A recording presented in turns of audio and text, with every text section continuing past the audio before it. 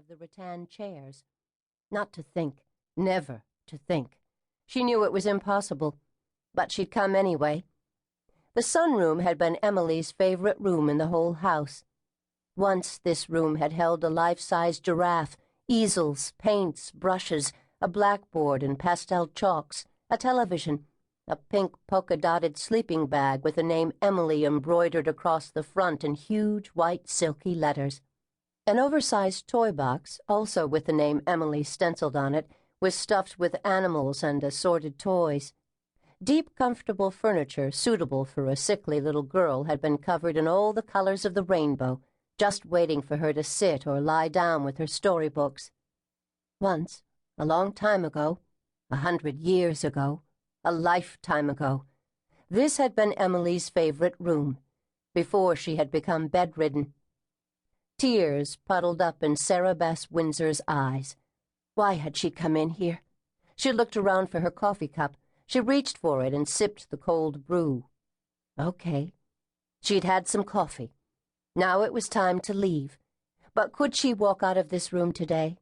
Of course she could. She had to. Sarah Bess looked at herself in the mirror that hung on the back of the door leading into a small lavatory. She'd taken exceptional pains with her dress. She was wearing her grandmother's pearls, her mother's pearl earrings, and a mint-green linen dress that so far was unwrinkled. If she sat down, it would wrinkle. She wanted to look put together when Rifkin Forrest arrived, and part of that put-together look did not include tears. Every silky gray hair was in place. Her makeup was flawless. Her unshed tears hadn't destroyed her mascara. Just because she was 60 didn't mean she had to look 60. The last time he'd been to the house, Riff had told her she didn't look a day over 50. Riff always said kind things. Riff said kind things because he'd loved her forever. Sarah Bess turned around at the door, seeing the sunroom as it was. Other than the gallery of pictures, all traces of Emily were gone. Now the room held rattan furniture covered with a bright-colored fabric. Dozens of green plants and young trees could be seen through the wall-to-wall windows. Overhead, 2 paddle fans whirred softly. A wet bar sat in one corner. She was the only one who ever came into this room.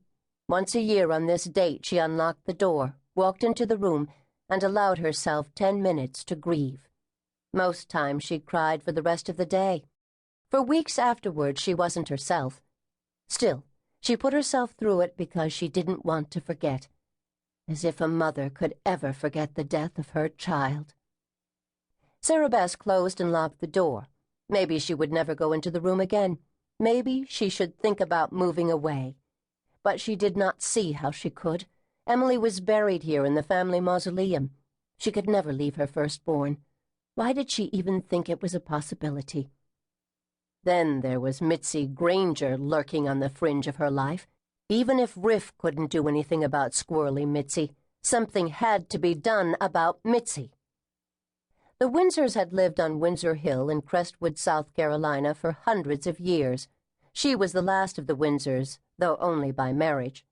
Then again, maybe she wasn't the last of the Windsors. She would have to wait for time to give her an answer. As the mistress of Windsor Hill walked down the hallway toward the heavy beveled glass front door, she realized she'd left her coffee cup in the sunroom.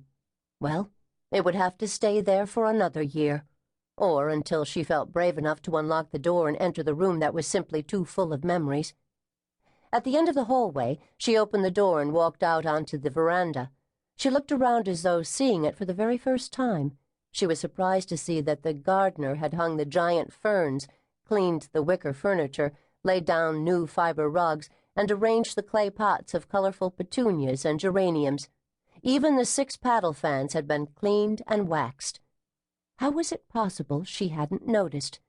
Because she was so wrapped up in herself, that was why. She tried to remember the last time she'd sat out here with a glass of lemonade. When she couldn't come up with any answer, she started to pace the long veranda, which wrapped around the entire house. Where was Rifkin? She looked down at her diamond-studded watch. He was 10 minutes late. Riff was never late. Never. She wondered if his lateness was an omen of things to come. For the first time since getting up, she was aware of the golden